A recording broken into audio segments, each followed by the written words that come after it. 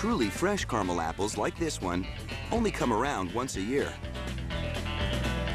between late August and early November. In those few short weeks, we gobble up at least 70 million of them. That's way too many to dip each apple by hand. So it takes some dizzying machines to make them as fast as we can eat them.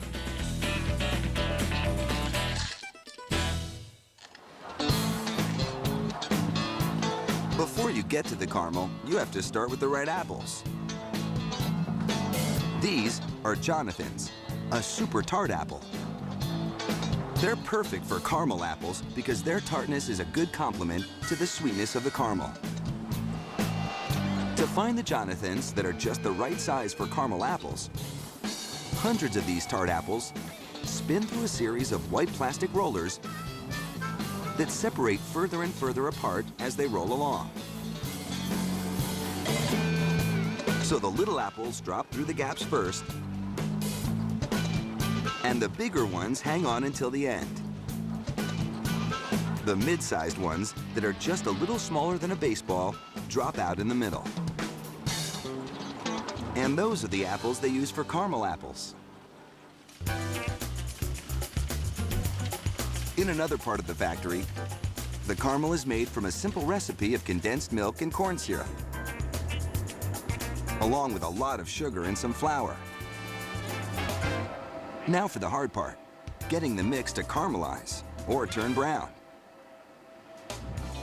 To do that, the mix is heated to exactly 246 degrees.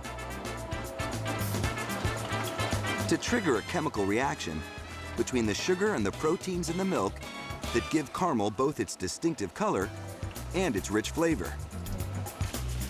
As soon as the caramel is caramelized, it's pumped into a vat and poured into a dunking machine.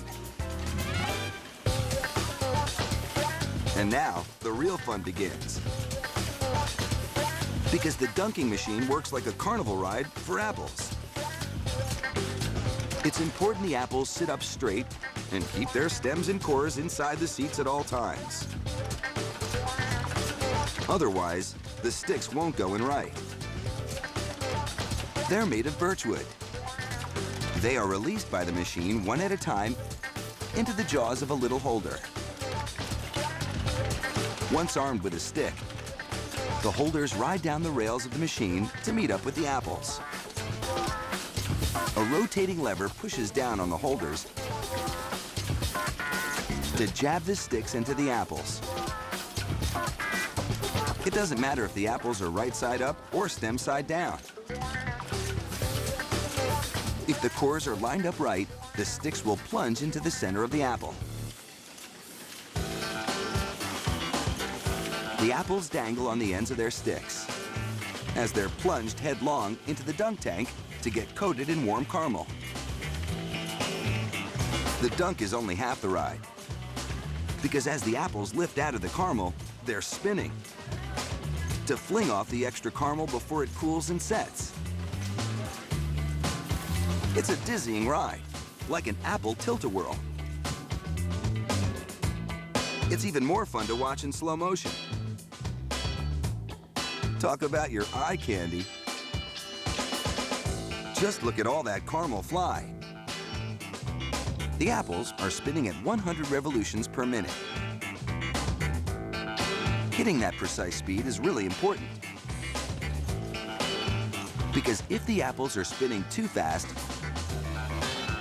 the hot caramel could splatter all over the factory. And if it's too slow, the caramel will be too heavy and it could slide off the apple. Once out of the caramel, the apples keep spinning so they can roll through a bed of chopped nuts. The ride doesn't end until the apples are dropped by the holders into another bed of peanuts to cover their bottoms. Then, the apples are plucked out and dropped into plastic packages that keep the caramel apples fresh for up to 21 days. But you better grab one quicker than that, because if you miss out, they won't be back till next year.